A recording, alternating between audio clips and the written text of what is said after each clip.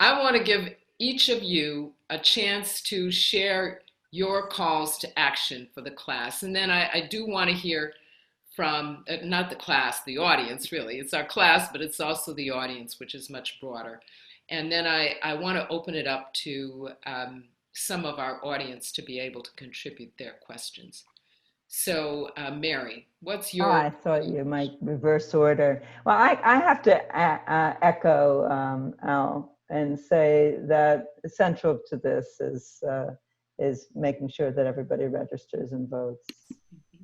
We really had this the fissures that we have been discussing actually do extend beyond one administration.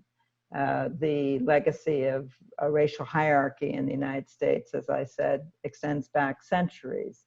And the stripping of workers' rights, the lack of paid sick leave, the lack of any leave for many precarious workers. But all of these things can be addressed politically. And now we're seeing the terrible vulnerabilities that 40 years of income inequality escalating in this country has cost us.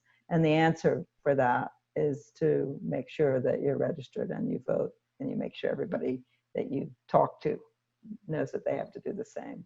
Thank you. And if you live in a state that doesn't have Medicaid, push for expansion. Great. Prentice. Those are great points. The three that I would put forward are that if you're a clinician listening to this, please take extra time practicing empathetic listening to patients of color so that you can build trust. And that will do a lot right there. For all people listening, I think you can mentor a young person of color from a disadvantaged background to fill your shoes, whether you're a physician or in another area, and that will help build trust as well as additional structure in our society.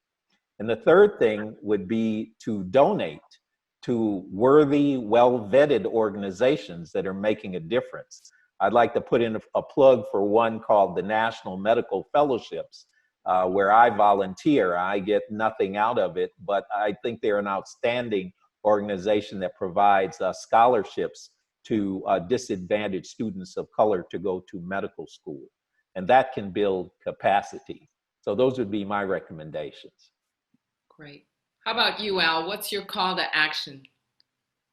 Well, I have a specific one in terms of the election, which is, and I know our class members are in the area of 69 years old. And so we're probably not the best candidates for this. But on the show, I've had Mark Elias, who is the chief election lawyer for Democrats. And he's really busy this year in court and et cetera. The thing he emphasized the most was for people to train to be poll workers. And I'm talking about asking instructing your kids to do this. Yes. Because most poll workers are above 60, a very high percentage, and a large percentage are above 70. And obviously, and this Supreme Court on every damn decision is making it harder for people to adjust to COVID. They just had another one today, and it's like 9 decisions. The best known one was in Wisconsin when they would not force Wisconsin to count absentee ballots or vote by mail that weren't in by election day, as opposed to postmarked. And this is a problem also, again, in like Indian country. It's really takes a long time to get a vote by the postal service just takes a long time. Right. But if you can get, and Biden was actually on Joy Reid's show on MSNBC the first night that it was her show, so he was one of the special guests. In his segment with her, and I think he did 2 segments, he also said this, that we need people to train as poll workers, because that means there'll be, I'll give you an example about Milwaukee during the Wisconsin primary. Milwaukee usually has over 100 polling places. On that, during that primary, they had 5.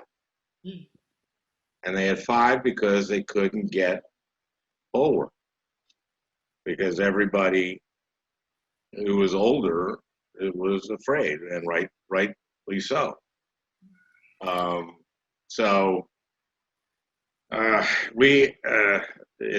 It is vote, but specifically get your kids and